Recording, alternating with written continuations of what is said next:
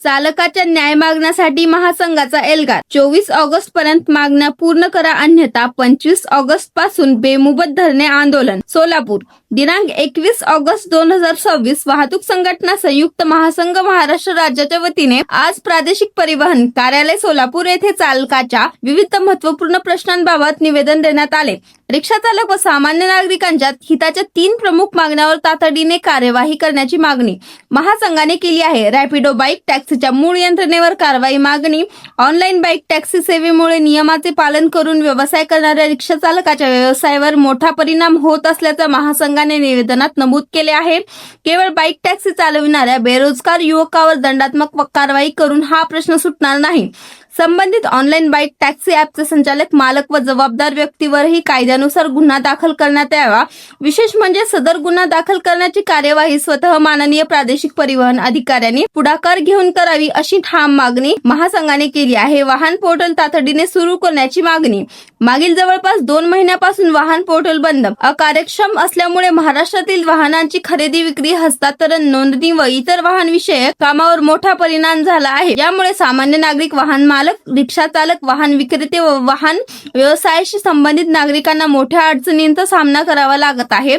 त्यामुळे वाहन पोर्टल तातडीने पूर्ण क्षमतेने सुरू करून रखडलेली कामे मार्गी लावावीत अशी मागणी महासंघाने केली. यावेळी उपस्थित प्रदेश उपाध्यक्ष प्रदीप शिंगे, शहराध्यक्ष मनोहर खांडेकर, प्रदेश उपाध्यक्ष इरफान कल्याणी, इर्शाद शेख, असलम शेख, सरफराज पिरजादे, अनिल रावडे, अन्सार शेख, युसुफ शेख, मजहर शेख आदी पदाधिकारी व चालक बांधव उपस्थित होते. माननीय उपप्रादेशिक परिवहन अधिकारी विजयकुमार पाटील यांना आज महासंघातर्फे निवेदन देण्यात आलं आहे.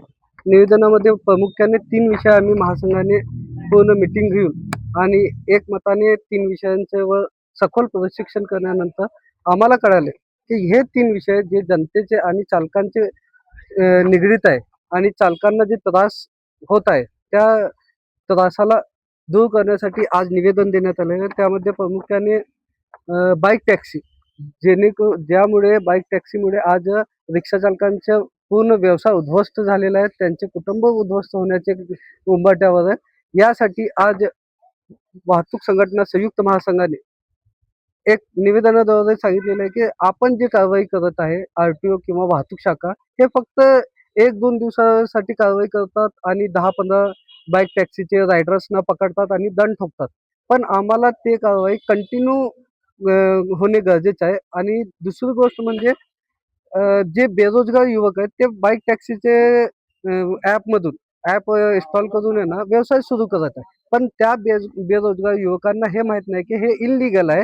याचं प्रबोधन करणे आणि जे बाईक टॅक्सी हे रॅपिडो ॲप आहे ते ॲपचे मालक आणि संचालक यांच्यावर केस करणे यासाठी आज आम्ही निवेदन दिलेले आहे. जेणेकरून हे पूर्णपणे संपवण्यासाठी, हे समस्या पूर्णपणे संपवण्यासाठी आम्हाला ते ॲप प्ले स्टोअरमधून डिलीट करावं किंवा प्ले स्टोअरमधून रॅपिडोचे ॲपमधून 2 व्हीलर बाईक टॅक्सीचा ऑप्शन डिलीट करावा अशी मागणी घेऊन आज आम्ही इथं आलो होतो. आणि दुसरा विषय म्हणजे वाहन पोर्टल आपल्याला माहीत असेल, गाड्यांचे हस्तांतरण आज जवळपास 2 महिन्यापासून बंद आहे आणि जवळपास महाराष्ट्रात करोडो रुपयाचा उलाढाल ठप्प झालेला आहे. आणि त्यामुळे आज जे डीलर्स आहे आणि जे चालक आहेत ज्याला गरज आहे की गाडी विकून आपला काय तर दुसरा व्यवसाय किंवा दुसरे काम करायचं त्याचे सर्व कामं बंद पडलेले आहे. त्यासाठी आम्ही वाहन पोर्टल हे येणाऱ्या सोमवारपर्यंत चालू करा, अन्यथा राज्यव्यापी आंदोलन आणि धरणे आंदोलन सोलापूर RTOचे गेटमध्ये आम्ही करण्याचा एक निर्णय घेतलेला आहे. त्याचबरोबर आपल्याला माहीत असेल माननीय परिवहन मंत्री प्रताप सरनाईक साहेबांनी जे निर्णय घेतलेला आहे मराठी भाषा, ते खूपच अभिमान आहे आम्हाला त्यांच्यावर आणि त्यांच्या निर्णयावर. महाराष्ट्र हे महाराष्ट्राची अस्मिता आहे, आमचा अभिमान आहे. आणि मराठी भाषा हे चालकांनी स्वीकार केलेली आहे. चालकांनी प्रशिक्षण घेतला आणि त्याचं प्रमाणपत्रही घेतलेलं आहे. पण आम्हाला एक खंत आहे की माननीय परिवहन मंत्री साहेबांनी जसे चालकांवर निर्बंध लावून, चालकांवर कठोर सक्ती लावून मराठी सक्तीची केलेली आहे, त्याचप्रमाणे प्रशासन आणि RTO विभागात, परिवहन विभागात जेही कामकाज आहे, जेही कागदपत्र आहे ते सर्व कागदपत्र आम्ही मराठीमध्येच आम्हाला मिळावे अशी विनंतीचं एक निवेदन आज देण्यात आलेलं आहे. परवाना असो, लायसन असो, फिटनेस असो किंवा आरसी बुक असो, हे आम्हाला मराठीमध्येच पाहिजे. का म्हणजे मराठीला योग्य स्थान मिळणे म्हणजे कागदपत्रावर मराठी भाषेचा उल्लेख असणे.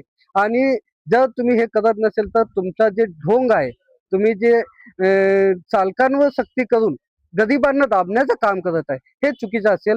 तुम्हाला जर खरोखरच मराठी भाषेचा अभिमान असेल, जसं आम्हाला महासंघाला अभिमान आहे, तसं परिवहन मंत्री साहेबांनाही अभिमान असेल, तर ते परिवहन विभागातील प्रत्येक कागद हे मराठीतच असायला पाहिजे, अशी आमची कळकळीची विनंती आहे. जय हिंद, जय महाराष्ट्र, जय महाराष्ट्र.